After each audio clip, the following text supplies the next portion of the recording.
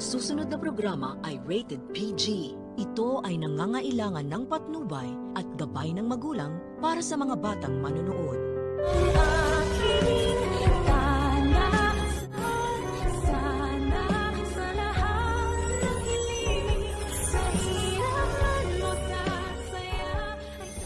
Mukhang makukumbinsi na naman ni Moira itong anak niyang si Zoe na pumanig sa kanya at konsintihin ang mga kalokohang ginagawa niya at plano niyang gawin kay Lolo Pepe. Kasi naman itong si matandang Pepe ay imbis na utuin itong apu-apuhan niya at kunin ang loob pang makumbinsi niya itong patakasin siya, ay sinigaw-sigawan niya pa ang loka. Kaya ngayon ay tila mas malabo pa nga sa sagmaw ng pusit ang tsansa na makalaya na itong kaawa-awang matanda. Samantala, mabuti pa talaga itong si Giselle ay hindi katulad ni Robert na eengot-engot pagkat hindi nga siya madala sa pagdadrama-drama nila Zoe at mga pagsisinungaling ni Moira. Kaya naman kahit na nagalit si Robert ay ipinagpilitan pa rin ni Giselle na ipapablatter niya nga daw ang mag-inang luka-luka. Speaking of mag-inang luka-luka naman, bigla na nga lang itong sumulpot sa Apex. Kaya ito na ang pagkakataon ni RJ para ipagtanggol ito kay Giselle at para patunayan na wala daw kasalanan ng anak-anakan niya. Tinanong niya nga ito kung saan daw ba talaga dinala si Lolo Pepe at kung may alam daw siya sa pagkawala nito. Nagdrama na naman si Zoe na may paiyak-iyak pa habang sinasabi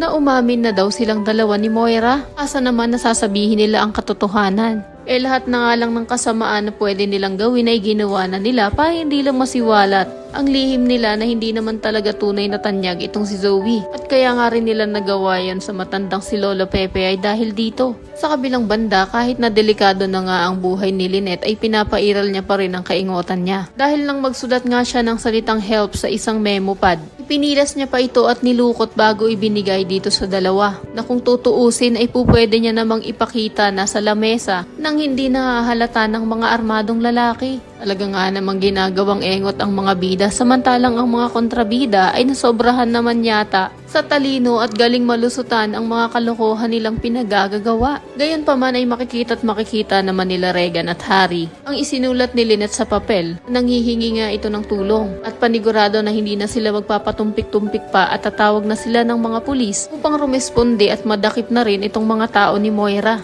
Kaya naman kung isa ka rin sa mga natutuwa dito kay Regan dahil lagi na lang siyang to the rescue, hindi lang kay Lynette kundi pati na rin kay Annalyn, ay pakiclick naman ng like at subscribe button. Maaari ka ring mag-iwan ng komento sa ibaba para sa iyong mga saloobin at